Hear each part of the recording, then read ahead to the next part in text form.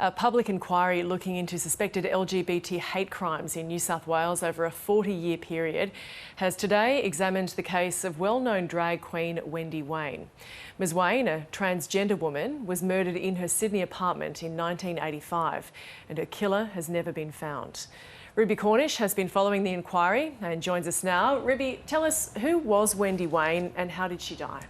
Hi Gemma. Well, Wendy Waine's case is one of a large number being examined as part of this inquiry into suspected LGBT hate crimes over a 40-year period from 1970 to 2010. And this was quite a high-profile case even at the time when it happened.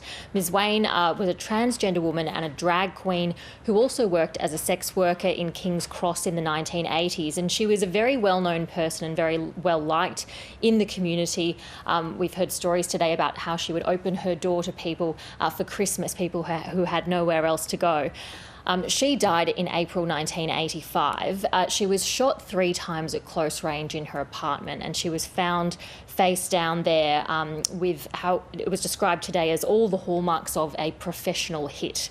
Now, the police investigation at the time, like so many of the cases being investigated as part of this inquiry, has been criticised for being severely lacking and having many loose ends. There was some crucial evidence that was discovered at the scene that it was said today by Counsel Assisting Kathleen Heath was not kept, not tested, and it's made it very difficult now as the case is being reinvestigated to determine exactly what happened to her.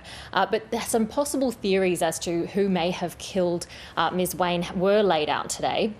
And the first relates to a rumoured relationship that she was having with a police officer. At the time, there were up to 13 witnesses who spoke about this purported relationship.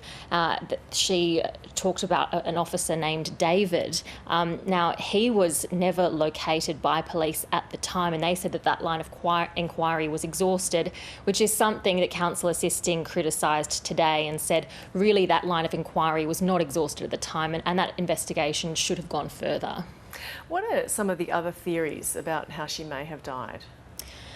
Another theory was to do with a security guard who apparently had a relationship with Ms Waine and also had access to a firearm. Police did speak to him at the time, but he said that he did not have his gun on him on that day. He only had it when he was at work. He also had a number of alibis, but again, police did not follow up properly with these alibis or even check whether, he had his gun on him at the time or not. There was also a story about Ms Waine possibly associating with some women who were running large quantities of drugs, but the witness in that instance was found to be unreliable because he provided testimony during other cases in which judges described his account of events as ludicrous. And there was also a fingerprint match that was found later on in the apartment, matched with someone who was convicted of a crime, but there wasn't enough information to take that any further. But overall, Counsel Assisting today said that there was a realistic possibility that this death was motivated by LGBT hate. Let's have a listen to what Kathleen Heath had to say. Despite the multitude of theories about who killed Ms Waine, none can be put any higher than a theory. It is submitted that the original finding at the coronial inquest remains appropriate, and that is that Ms Waine died on the 29th of April 1985 of the effects of bullet wounds of the neck and thorax inflicted there and then by a person or persons unknown. So Counsel Assisting Kathleen Heath there saying that there is a realistic possibility that Wendy Waine was the victim of an LGBT hate crime, but that can't be determined for sure. Ruby, thank you.